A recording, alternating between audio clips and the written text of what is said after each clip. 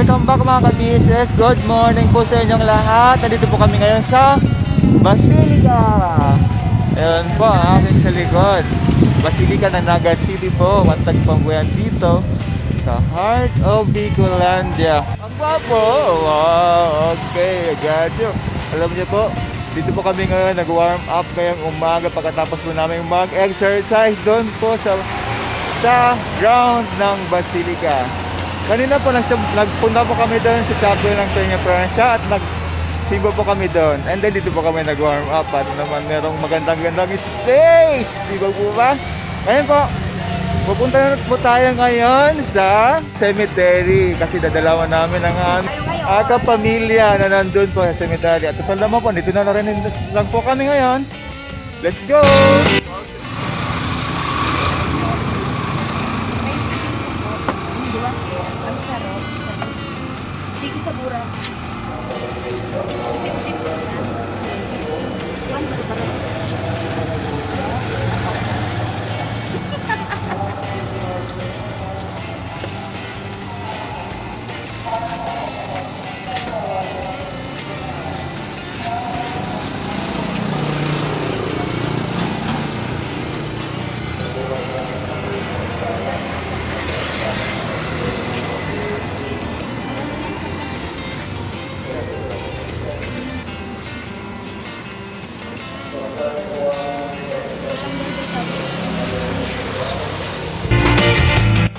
Mga ka-BSS, andito naman lang po kami ngayon sa Basilica.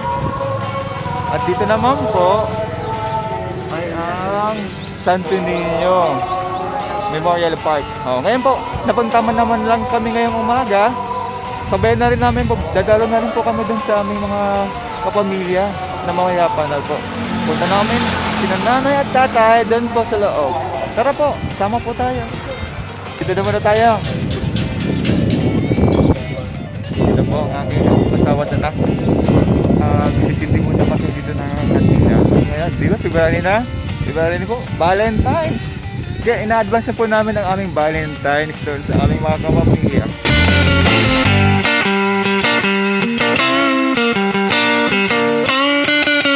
Everyone, I'm here with my hubby and my son, Charlie. We're walking for exercise this morning. Natapos na kami mag-exercise kanina pa lang. Natapos na kami magdala doon sa sementeryo. Punta na po namin. Mag-exercise na kami. Eh, baka namin kung gagawin. Uuwi na po kami. Bye. See you again. Bye-bye. Mwah, mwah, mwah.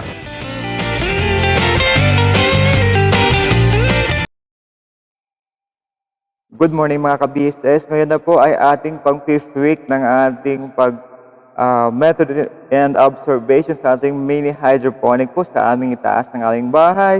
Ito po sa aking likod. Yan po. Pang week 5 na po natin yan at ngayon po ay bibisitahin na po natin ngayon at baka meron na tayong makuha na pwede nating gawing salad. Ito po. Let's go! Punta na po natin. At ibak lang po. Mga ka-BSS, ito na po ang ating mini hydroponic po. Ito na week 5. Week 5 na po ito. Ito na po ang kanyang itsura. Maganda-ganda na po, di ba? Maganda na po siya. Pwede na siyang gawing salad. Anyway. Pero, di ba sabi natin, methods and observation ang ginagawa natin. At papakita po natin sa ating mga viewers kung ano ang mga nagiging itsura at ano ba yung mga na-encounter natin, mga problem dito. Anyway, we're going to check each of one. Yung kaya lang natin abutin. Kasi madami. Medyo madami po sila. Ano po? Tingnan po natin kung gaano ba sila lumaki. Ano po? Ito na po ang itsura niya. Bali, meron na siyang leaves na ilan ba ito? 1, 2, 3, 4, 5, 6, 7, 8. 8 leaves po ang meron siya at ang kanya naman ng mga roots. Makikita niya naman po. Ayan. Pero ang naging problema ko lang dito at yung parang may sunog sa kanya mga leaves. Ito ang na-encounter ko dito. Pero yung mga pumalit sa kanyang mga dahon niya, maganda na rin naman po. Ano po? Kita niyo po yan? Ayan po. Pag ganito na po siya, medyo mainit na pong panahon, ang kanya pong mga leaves po ay nalalanta. At ganito po ito, meron mo tayong problema. Nabubulok ata yan kayong mga roots. Tingnan niyo po, yung roots ay nabubulok. Ito ang ating nakita ritong problema. Alisin na natin. Para wag na siya makahawa pa ng iba. Then, ito, okay pa naman. Ayan. Ito naman, tingnan natin. Oh, so far, okay pa. Pero ang iba talaga, nalalanta na talaga siya. Gaya nito, halos hindi na siya lumaki. Alisin na natin. Kasi baka makahawa pa yan ng iba. Ito ay super late na. Ngayon dito sa dulo, ito bang pagkakaiba ng ating mga plants? Ito naman, parang di na rin lumaki. Alisin na natin. Alisin ang hindi na lumalaki yung mga plants kasi sayang lang. Ayan. So, alisin na rin natin. Alisin na natin. Pag hindi na lumalaki, alisin na natin. Para mapalitan naman ng bago. Mapalitan natin siya ng bago. Anyway. Pag ganito na-encounter nyo sa inyong mga tanim, siguro, siyempre, yung mga nagpa-practice din ng mga pa-comment na lang po kung meron din kayong ganitong na-experience.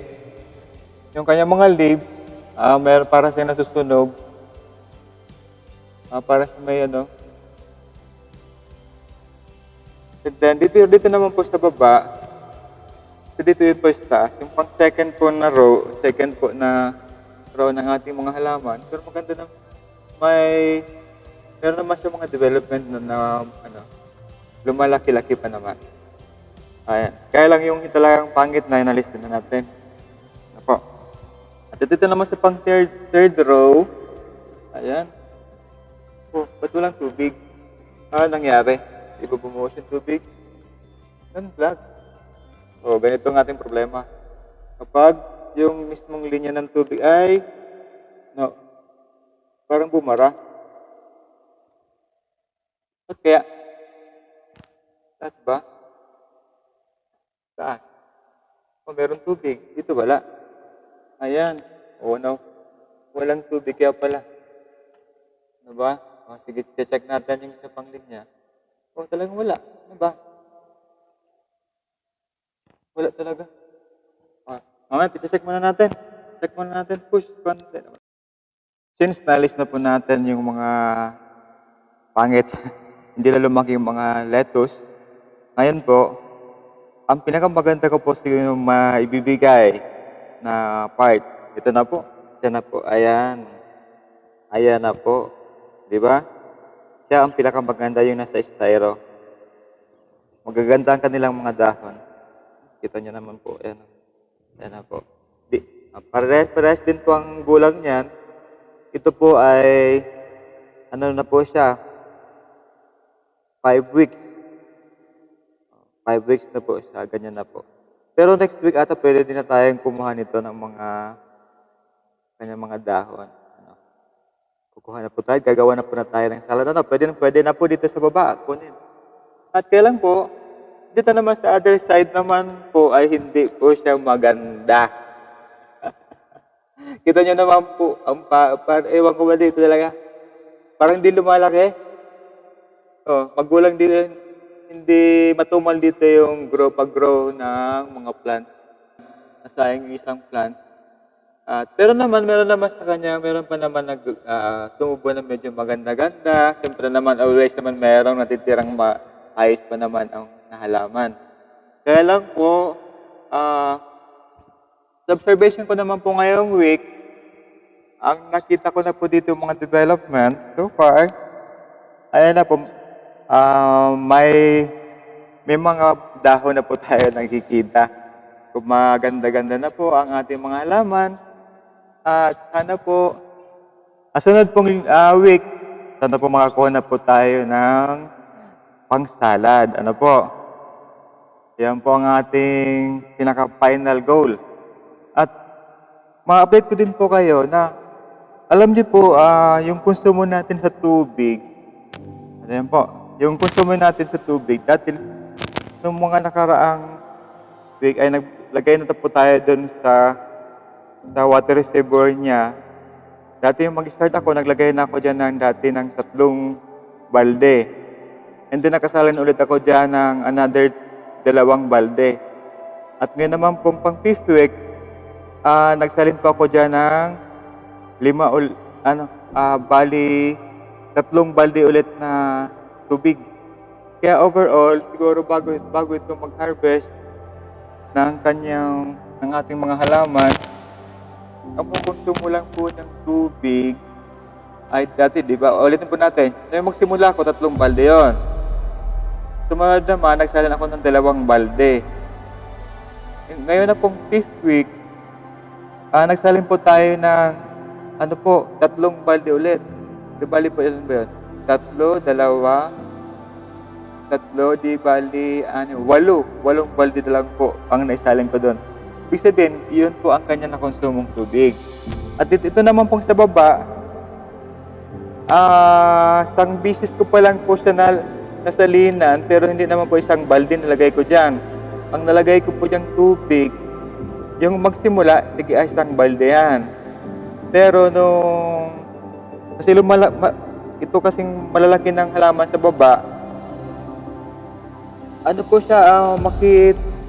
makitubig na po siya. Kung makikita nyo naman po sa kanyang mga roots, tingnan po natin. Ayan po. Mahaba na po ang kanyang roots. Ayan po. Tapos, maganda na po ang kanyang mga dahon. Magaganda dito ang dahon. Ayan po. Kaya lang meron siyang nabantay na isang halaman. Ayan lang po dito ang Pero, ito at ang pwede na nating simulang kukunan ng paghalad. At sana po tuloy-tuloy na pong gumanda ang ating mga halaman. Meron na po tayo mga inalis doon ng mga plants. Nandun po sa plangganang yon. Kasi na po, hindi siya gumanda. At parang nabansot ata yon. Kaya doon sa taas, meron tayo ng mga space na madami na po doon ng mga nabakante. Kasi yung hindi na po magandang halaman, inaalis na po natin.